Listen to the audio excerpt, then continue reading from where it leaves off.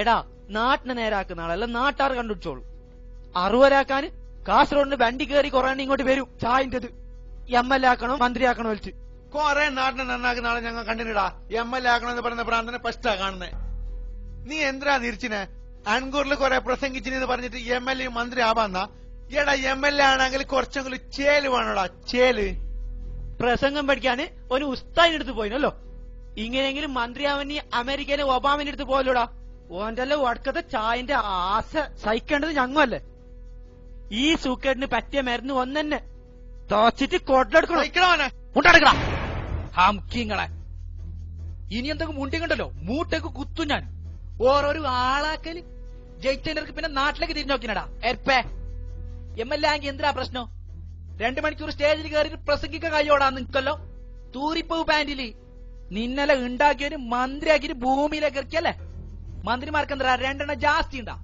അല്ലാങ്ക നിന്റെ എല്ലാം മറ്റടുത്ത് നാടാ മയിലാട്ടിക്ക് കയറി കൊടുക്കുന്നത്. ഫിലിമിന്റെ ആളെ ചെയ്യലുണ്ടെങ്കിലേ ഓന് MLA ആക്കൂ. അന്നെങ്കിൽ സന്തോഷ് പണ്ഡിതിനെ കൊടുത്ത് MLA ആക്കടാ. ലാവും പോലും നടന്നിട്ടും ജാഥ പോയിട്ട് തന്നെടാ എല്ലാരും MLA മന്ത്രി ആയത്. അല്ലാങ്ക നിങ്ങളെല്ലാം പെർക്ക് വന്നിട്ട് ആരടാ മന്ത്രിയാക്കിയത്? കട്ടുന്നിട്ട് ബേറോർജിട്ടാകുമ്പോ MLA എന്ന ആളോട് നിങ്ങൾക്ക് എന്തിനാ പിജ്ഞം? ഇതിന്റെ കയ്യും കാലും പൊളിച്ചിട്ട് ചവിട്ടി കൂട്ടും ഞാൻ. ബന്ധുവാക്കിയാ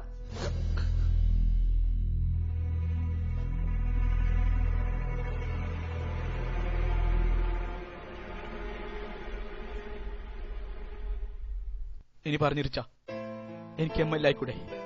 ഞാൻ നല്ല ചെയ്യല് പ്രസംഗിക്കുന്നില്ലേ? നിങ്ങൾക്ക് അതിശയില്ലേ? ഇല്ലേ? നാട്ടിലത്തെ ചങ്ങായിമാരോടൊക്കെ പീരിപ്പിച്ചിട്ടാ ഞാനിടത്തേക്ക് വന്നത്. ഇവിടുത്തെ റോഡിന്റെ കഥ എല്ലാം അറിയല്ലോ.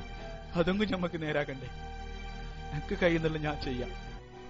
ഞമ്മളെ നാട്ടുകാർക്ക് വേണ്ടിട്ട് കുറച്ചു കൊണ്ടൊന്നും ഞമ്മ ചെയ്യണ്ടേ? അതൊന്നും ചെയ്ത് ഞങ്ങൾ നാട്ടുകാരെന്ന് വിചാരിച്ച അടുത്ത വീട്ടിനെങ്കിൽ എന്നെ സ്ഥാനാർത്ഥിച്ച ആവിച്ച